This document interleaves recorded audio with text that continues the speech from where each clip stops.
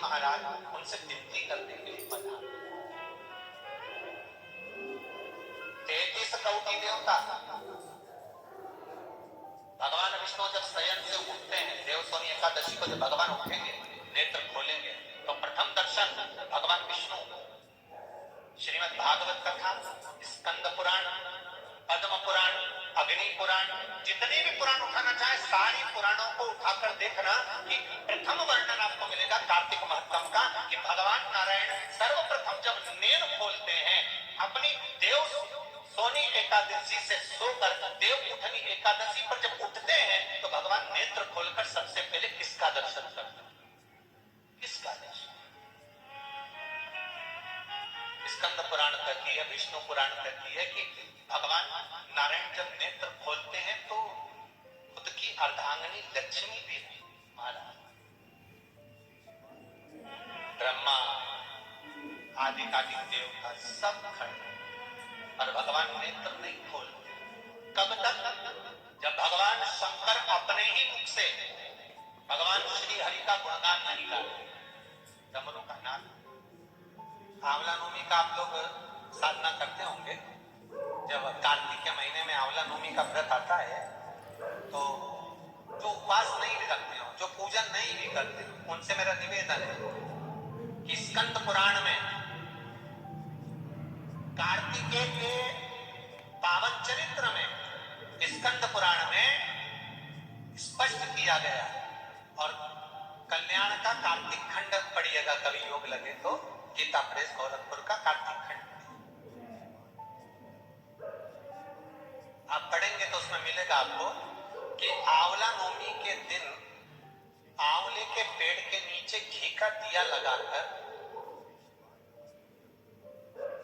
मध्याह्न से पहले दोपहर के 12 बजे से पहले आंवले के पेड़ के नीचे आंवला नवमी के दिन कार्तिक के महीने में स्कंद पुराण कहती है जो घी का दिया लगाकर पूजन कर अपना पल्लू पसार कर आंवले के वृक्ष की डाली में से उस पे लगी हुई थोड़ी सी छाल को अपने अंगूठे और चीटी उंगली से अपने पल्लू में गिराकर ले जाकर लाल कपड़े में हल्दी के साथ अपनी तिजोरी में अलमारी में रख लेता है।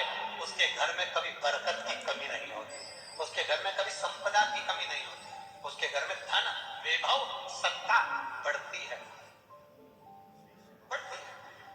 आंवला नवमी की कथा में एक प्रसंग आता है। आंवला नवमी का पूजन आपको करना आता है, व्रत करने वाली माताएं व्रत करती है, आंवले के पेड़ के नीचे जाकर पूजन करना, भोजन करना, आंवले का वृक्ष की छाया में बैठना, उस दिन किसी को अपशब्द ना कहना, आंवले की पूजन कर अपनी झोली को पसार कर चीटी उंगली और अंगूठे से आंवले की छाल को थोड़ा सा पल्लू में गिरा लेना, उस छाल को ले जाकर अपनी बरकत में अपनी अलमारी में अपनी तिजोरी में रख देना। ये आंवला नवमी के पूजन का विधान है।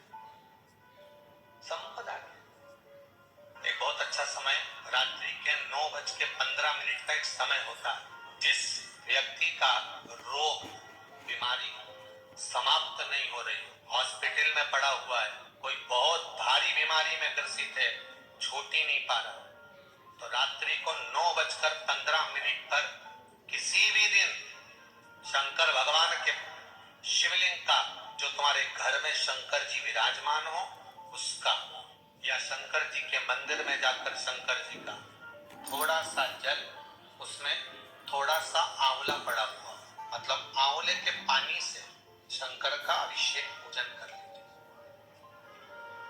उसका नाम लेकर कर लो जो रोग से ग्रसित हो,